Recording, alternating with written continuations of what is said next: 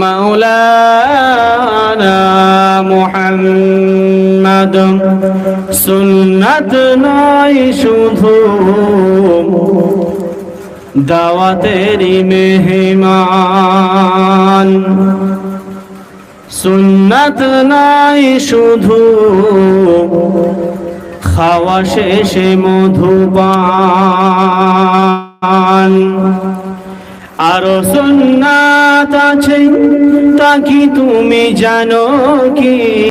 জানলে জীবনে সেগুলো কি মানো কি?